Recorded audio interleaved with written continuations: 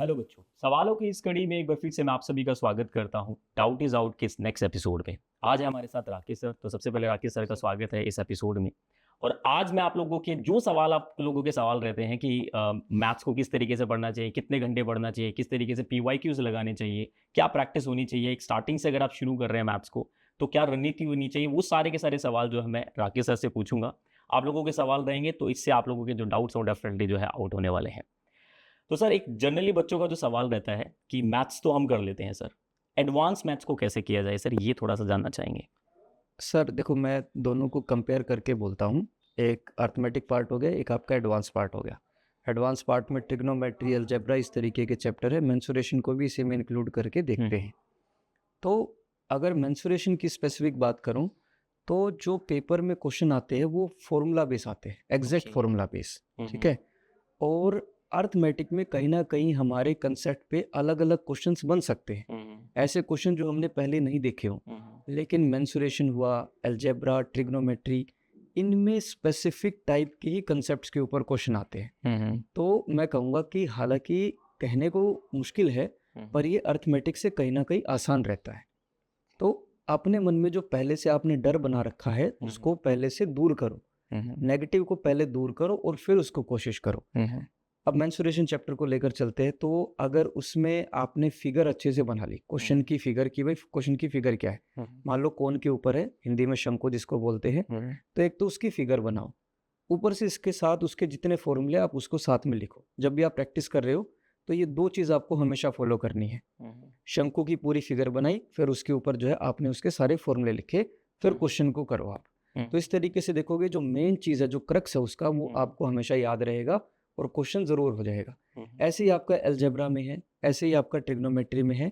अगर पीछे का कंसेप्ट आपको याद है, जैसे मैं अक्सर कराता हूँ, आज मैंने अलजेब्रा करवाया है, तो जो ट्रिक हमारी बनी है वो किस फॉर्मूले से बनी है, अगर वो हमें अच्छे से पता है तो हम ट्रिक को अच्छे से याद कर पाएंगे। ठीक है। तो हाँ, इस तरीके से एडवांस मैथ को आगे करना चाहिए। बहुत बढ़िया। देखिए सर ने काफ़ी अच्छा बताया। तो देखिए एक सवाल और बच्चों का रहता है सर, जनरली स्टूडेंट पूछते रहते हैं कि सर बेसिकली मैथ्स कितने घंटे पढ़ना चाहिए, कितना, मतलब अगर एक एवरेज स्टूडेंट्स है, एक मॉडरेट स्टूडेंट है और एक बिल्कुल इनिशियल उसने स्टार्ट किया है, तो उसको क्या रणनीति अपनानी चाहिए, किस तरीके से शुरुआत करनी चाहिए, उसके बारे में थोड़ा सा जानना चाहिए। सर मैं इसमें जो है ना, बच्चों को 3 पार्ट्स में डिवाइड करता हूँ। एक बच्चा जो सिर्फ तैयारी कर रहा है, एक बच्चा जो कहीं ना कहीं अपने घर की सिचुएशन की वजह से जॉब भी कर रहे हैं, साथ के साथ तैयारी कर रहे हैं, और तीसरा वो बच्चा जिसको तैयारी करते हुए कुछ टाइम हो गया है। तो सबसे पहला टाइप जिसमें बच्चा जो है सिर्फ तैयारी कर रहा है, तो उसके लिए रूटीन क्या होगा कि भाई वो दिन में 8 घंटे जो है अपने सोने का हो गया उसका। बाकी के 4 घंटे जो है, बाकी के 3 से 4 घंटे उसका रूटीन का काम हो गया। तो लगभग ये लगाओ कि आपका 11 से 12 घंटे के करीब जो उसका पूरे दिन का रूटीन हम हटा देते हैं। उसके बाद जो बाकी 12 घंटे बच गए वो उसके क्लास का काम और सेल्फ स्टडी के ही। वो फिर उसको ये नहीं पूछना है कि मुझे कितनी देर पढ़ना है, उसको ये देखना है कि इन 12 घंटे में से मैंने कितनी मिनट जो है खराब करी या नहीं करी। तो इसको रिवर्स डायरेक्शन में देखो कि टाइम टेबल हमारा किस तरीके से बनना चाहिए। और जैसे जैसे हम इसको फॉलो करते हैं ना, आप देखोगे कि 12 की बजाय वो 13-14 घंटे भी लगातार पढ़ पाएगा। आपने किस तरीके से डिवाइड किया, 8 घंटे सोने का, बाकी डेली का काम आपका 3 से 4 घंटे का हो गया, और फिर आपका सिर्फ पढ़ाई का। दूसरा टाइप आ गया इसमें, वो बच्चा जो कि आपका नौकरी भी कर रहा है, कहीं पर कुछ ना कुछ एक्स्ट्रा काम कर रहा है, साथ के साथ पढ़ाई। तो उस बच्चे के लिए ये तो है कि भाई उसको बाकियों से एक्स्ट्रा मेहनत करनी पड़ेगी। और एक्स्ट्रा मेहनत से मतलब क्या है कि उसको पहले वाले बच्चे से ज़्यादा टाइम लगेगा, क्योंकि उसके पास सेल्फ स्टडी के लिए इतना टाइम नहीं है। कहीं ना कहीं उसे अपने जॉब में टाइम निकालना पड़ेगा, कहीं ना कहीं उसे जो है सेल्फ स्टडी के लिए टाइम निकालना पड़ेगा, और जॉब की वजह से कहीं ना कहीं वो कंपनसेट होगा ही होगा। तो वो पहले से ही दिमाग में ये बनाकर चले कि मुझे टाइम लगेगा। जहाँ पहले टाइप में जो बच्चा बताया मैंने, उसको एक ही बैच में वो अपनी तैयारी कंप्लीट कर सकता है। जो नौकरी कर रहा है उसको पहले अपने सिलेबस को कंप्लीट करना है, फिर तसल्ली से अगले फॉर्म की वेट करे और उसको पूरा रिवीजन करे और फिर एग्जाम दे। उसके लिए ये रणनीति बनेगी। तीसरा आ गया सर कि भाई वो बच्चा जिसको तैयारी करते हुए कुछ टाइम हो गया है, तो वो फिर जैसे मान लो उसके मार्क्स बन रहे 50 नंबर का रागा का आपका पेपर होता है, वो 35-40 के अराउंड पहुंच गया है। तो 35-40 के अराउंड पहुंचने का मतलब ये है कि उसने सिलेबस तो अपना अच्छे से कर लिया। अब उसको जो है वो भाग, वो पार्ट जहाँ पे वो कमज़ोर है, सिर्फ उसके ऊपर ध्यान देना है।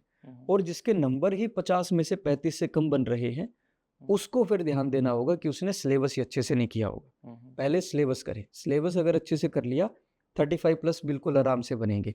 35 प्लस के स्कोर को 45-50 तक लेकर जाना है, तो उसको सिर्फ उस पार्ट के ऊपर काम करना है जो कि उसका कमज़ोर पड़ रहा है मॉक टेस्ट में, इस तरीके से। बहुत बढ़िया। पर इसमें सर एक ऐसा भी स्टूडेंट है जिसको मैथ्स समझ नहीं आता, क्योंकि ये लगातार मैंने देखा है कि काफ़ी बच्चों का सवाल रहता है कि सर मैथ्स तो मेरे को तो समझ ही नहीं आ रहा, मैंने तो स्कूल में सीरियस नहीं लिया था। ये भी कुछ ऐसे सवाल हैं, तो उस स्टूडेंट्स को क्या रणनीति बनानी चाहिए, किस तरीके से तैयारी शुरू करनी चाहिए, वो थोड़ा सा ज़रा बताएंगे। सर देखो, इसके लिए मैं जो है ना, मतलब बच्चों को यही बात कहूँगा कि ये उन्होंने मन में एक धारणा बनाई हुई है कि मैथ उनको नहीं आती या मैथ उनके लिए मुश्किल है। ठीक है, अगर कोई उनसे उधारी ले जाए ना, तो वो बड़े अच्छे से याद रखेंगे कि भाई उन्होंने कितने रुपए उधार लिए थे और कितने समय के बाद उनको याद करना है। एग्जैक्टली। ठीक है, वो अच्छे से याद रहेगा। तो ये मन में उन्होंने पहले से बनाया हुआ है। ठीक है, दूसरी बात, अगर एयरफोर्स वाई ग्रुप की बात करूँ तो 10th तक का ही एग्जाम लेवल है सर, और 10th तक सभी ने मैथ करी हुई है। उसके बाद मन में ये लेकर चलना कि सर मैंने इसमें तो कोई वेटेज टॉपिक भी है, मतलब जो ज़्यादातर क्वेश्चन आते हैं दिस टॉपिक से, ऐसा कुछ भी हाँ है? वो है सर, बिल्कुल है। जैसे अगर मैं अर्थमेटिक की बात करूँ तो percentage, profit loss, ratio and proportion, ये चैप्टर है जो कि अर्थमेटिक की जान है एक तरीके से। यहाँ से क्वेश्चन बनेगा ही बनेगा। या यहाँ से जो मतलब ये टॉपिक अगर अच्छे से कर लिए तो बाकी टॉपिक भी आपको आसानी से समझ में आ जाएंगे। लिंक करते हैं। और ट्रिग्नोमेट्री से क्वेश्चन ज़रूर आता है, मेंसुरेशन से ज़रूर क्वेश्चन आता है, अलजेब्रा के साथ साथ नंबर सिस्टम सिंप्लीफिकेशन से ज़रूर क्वेश्चन आते हैं। तो ये बिल्कुल फिक्स टॉपिक्स हो गए जहाँ से अगर आपने कर लिया तो आपका ये लगा लो कि भाई 60-70% जो है मैथ्स का पोर्शन हो गया। उसके बाद बाकी आपके चैप्टर्स बचते हैं सर। बहुत बढ़िया। एक और सर बच्चों का सवाल रहता है, जनरली बच्चे मैसेज करते हैं टेलीग्राम पे भी कि सर थ्योरी पढ़ ली है सारी, और जो मैं अभी यहाँ पे मॉक टेस्ट लगा रहा हूँ उसमें स्कोर नहीं बन पा रहा है सर, और ये आइडेंटिफाई नहीं कर पा रहा हूँ कि प्रॉब्लम कहाँ पर है। सर मैंने तो अक्सर बोला है बच्चों को कि कहीं ना कहीं कोई चैप्टर ऐसा है जहाँ पर आप लोगों को आपकी कमी है, पर फिर भी बार बार बच्चों का सवाल आता है कि सर मॉक टेस्ट लगा रहा हूँ, मार्क्स नहीं बन पा रहे, इतने ही मार्क्स बन पा रहे हैं, क्वालिफाइंग तक नहीं जा पा रहा हूँ, ये इतने मार्क्स हैं। ये कहीं ना कहीं स्टूडेंट्स का रहता है, ये थोड़ा सर सा इसके लिए मैंने कुछ देर पहले बताया था, 50 में से अगर आपके 35 कम बन रहे हैं, 35 से कम, तो आपका सिलेबस ही कंप्लीट नहीं है। 35 से 40 के बीच में बन रही है या उससे ऊपर, वो 20 के आसपास बोला। फिर हाँ, तो उसके लिए फिर आपको उन पोर्शन पे काम करना जहाँ पे आपके नंबर कट रहे हैं। फॉर एग्जांपल जैसे आज आपने मॉक टेस्ट दिया, आपके नंबर बने 38, लेकिन आपने देखा कि मैथ में टाइम एंड वर्क का चैप्टर जो क्वेश्चन है वो आपसे नहीं हुआ और साथ में मेंसुरेशन का नहीं हुआ। तो अब आपको क्या करना है कि मॉक टेस्ट देने के बाद जब आपने उसको देखा है तो मेंसुरेशन के सारे फॉर्मूले आप फिर से रिवाइज करोगे। टाइम एंड वर्क के अपने क्लास के नोट्स जो आपने बनाए हैं या जो हैंड रिटन नोट्स मिलते हैं उनको पूरा रिवाइज करोगे, फिर दोबारा अगला मॉक टेस्ट देना, तो आप देखोगे कि भाई अगली बार मेंसुरेशन और टाइम एंड वर्क का आपका चैप्टर नहीं छूटेगा, वो क्वेश्चन नहीं छूटेगा, वो पहले से इम्प्रूव ही होगा। तो इस तरीके से आपको स्कोर देखना है। 35 से नीचे अलग स्ट्रेटजी बनती है, 35 से ऊपर जो है अलग स्ट्रेटजी बनती है। इस तरीके से स्कोर इम्प्रूव हो जाएगा। बहुत बढ़िया। एक और सवाल सर ये स्टूडेंट्स का है कि अगर मैं एनडी की प्रिपरेशन कर रहा हूँ मान लीजिए, तो क्या मैं एयरफोर्स का एग्ज़ाम दे सकता हूँ, या एयरफोर्स का एग्ज़ाम अगर मैं दूँ तो क्या मेरा दूसरा एग्ज़ाम निकल जाएगा? कुछ थोड़े से एग्जाम्स आप मुझे बताइए कि जो रिलेट करते हुए या जो बिल्कुल भी रिलेशन ना हो, क्योंकि ये भी थोड़ी रहती है कि मैं तो एनडी की तैयारी कर रहा हूँ, मुझे एयरफोर्स क्या पढ़ने की जरूरत है, मैं तो आसानी से निकाल लूँगा, इतने बड़े एग्जाम की तैयारी कर रहा हूँ। कोई रिलेशन है या नहीं है, या फिर एक मिथ्स है इसके बारे में? इसमें थोड़ा सा एक्सप्लेनेशन अच्छे से देनी पड़ेगी। एनडीए का एग्ज़ाम यूपीएससी लेती है और उसका लेवल काफ़ी अच्छा है सर। ठीक है, और उसमें अगर हम लास्ट में मेरिट लिस्ट में जो बच्चे आते हैं अगर उनकी परसेंटेज देखें तो अराउंड 1% है कुछ, टोटल फॉर्म जितने भरे जाते हैं उसके बाद जो सिलेक्टेड होते हैं वो टोटली 1%। ये रिटन का या फाइनल सिलेक्शन? ये फाइनल सिलेक्शन की बात कर, बिल्कुल फाइनल सिलेक्शन। ठीक है, तो उतने लेवल की तैयारी करने के साथ अगर आप ये सोचो कि मैं किसी और एग्ज़ाम की भी तैयारी करूं, तो फिर आपका पहले से बेस बहुत अच्छा होना चाहिए। अगर पहले से बेस आपका अच्छा नहीं है तो फिर आप जो है एक टाइम पर एक ही एग्ज़ाम को लेकर चलो।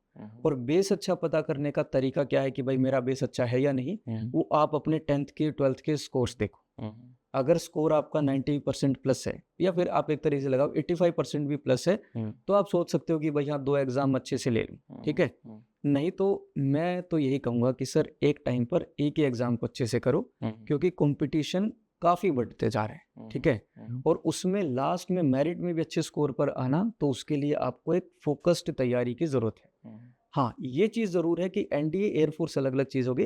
एयरफोर्स वाई ग्रुप की तैयारी के बाद जो एसएससी जीडी का एग्ज़ाम होता है, वो आप दे सकते हो। जीडी का लेवल एयरफोर्स वाई ग्रुप से थोड़ा-सा ऊपर होता है, लेकिन जो सिलेबस है वो अप्रोक्सिमेट सेम है, अप्रोक्सिमेट सेम है। मैथ्स का अगर आपने वाई ग्रुप अच्छे से कर लिया तो जीडी का फिर आपको मैथ्स करने में ज़्यादा टाइम नहीं लगेगा। मैं जीडी से एसएससी जीडी की बात कर रहा हूँ, आर्मी जीडी नहीं, एसएससी जीडी।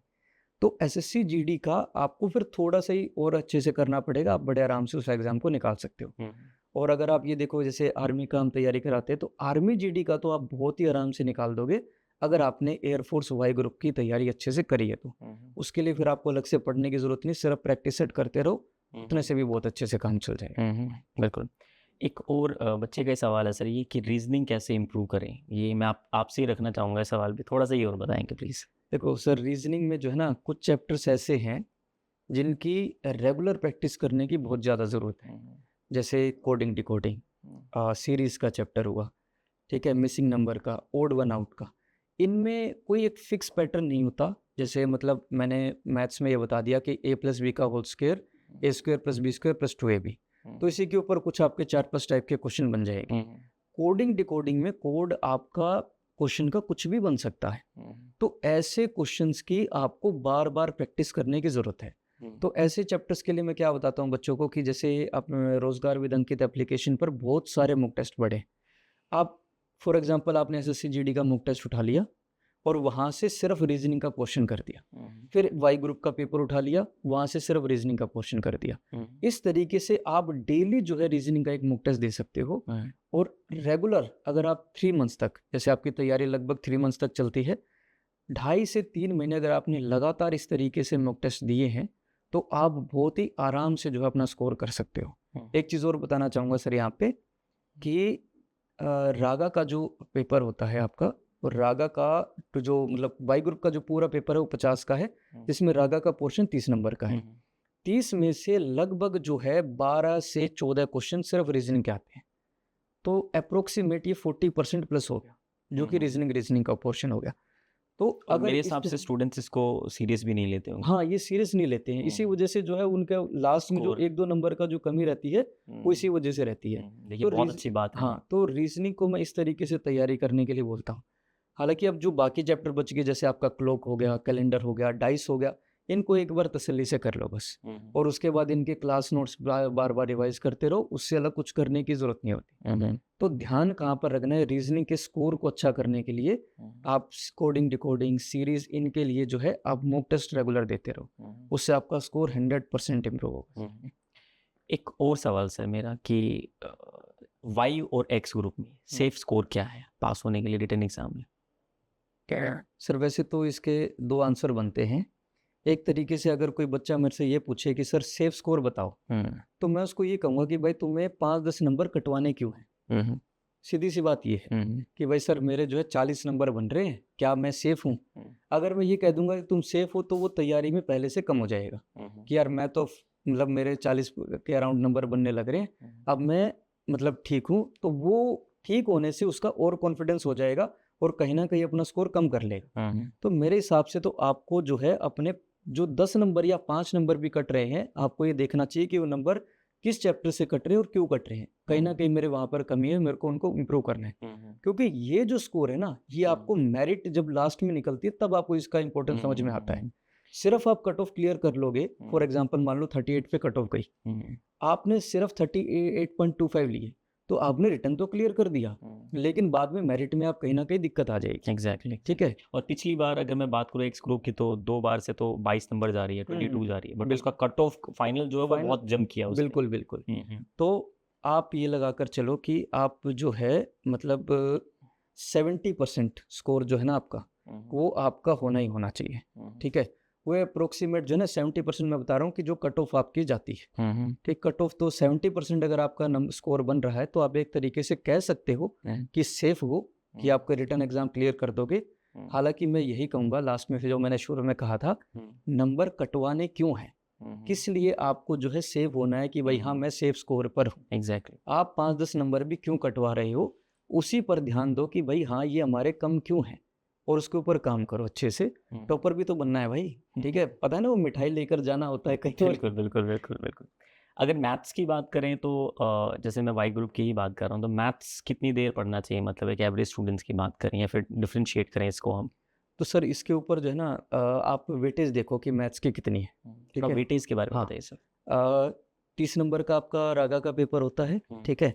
जिसमें से 8 में 1-2 क्वेश्चन ऊपर-नीचे लगा सकते हो, 10 मैक्सिमम लगा सकते हो, जो कि क्वेश्चन आपके बनते हैं मैथ्स के। लगभग 1/3 पोर्शन हो गया। तो आपको मेहनत भी 1/3 के अकॉर्डिंग ही करनी है, ठीक है? फॉर एग्ज़ाम्पल आप ये लगाओ कि भाई बायो का सेक्शन आप दिन में 2 घंटे पढ़ रहे हो, लेकिन बायो से क्वेश्चन आएगा 1। कंप्यूटर आप 2 घंटे पढ़ रहे हो पूरे दिन में, कंप्यूटर से क्वेश्चन आएगा 1। तो उसके ऊपर इतनी मेहनत करने की बजाय आप उसका सिर्फ क्लास वर्क करो और मॉक टेस्ट दे दो, उतने से कहीं न कहीं आप कर लोगे। मैथ्स का पोर्शन क्योंकि उसकी इम्पोर्टेंस एग्ज़ाम में ज़्यादा है, उसके अकॉर्डिंग टाइम देना चाहिए। ये नहीं कि भाई हम जो है 4-5 घंटे तो सिर्फ मैथ्स करेंगे, बाकी पोर्शन को आधा-आधा घंटा कर लेते हैं, वो भी तैयारी आपकी काम की नहीं होगी। आपको एग्ज़ाम में कौन-सा सेक्शन कितने इम्पोर्टेंट रखता है, कितनी इम्पोर्टेंस रखता है, उसके अकॉर्डिंग आपको अपना टाइम टेबल बनाना चाहिए। इसके अकॉर्डिंग देखकर चले सर। बिल्कुल, बहुत बढ़िया। देखिए सर ने काफ़ी सवालों के जवाब आप लोगों को दिए थे। मुझे ऐसा लगता है कि जितने भी आप लोगों के जो कॉमन सवाल रहते हैं, उनके सभी के जवाब आप लोगों को मिल गए होंगे। तो प्यारे बच्चों, ये था एक छोटा-सा इंटरैक्शंस राकेश सर के साथ। तो सबसे पहले तो मैं यही कहूँगा कि राकेश सर का बहुत-बहुत शुक्रिया कि इस पॉडकास्ट में वो आए और बच्चों के सवालों का जवाब उन्होंने दिया। तो ऐसे अगर आपके और भी सवाल हैं बच्चे, तो कमेंट में आप ज़रूर कर दीजिएगा। ऐसे और सेशन आप लोगों के लिए लेकर आते रहेंगे। तब तक के लिए ख्याल रखिएगा। Thank you so much everyone.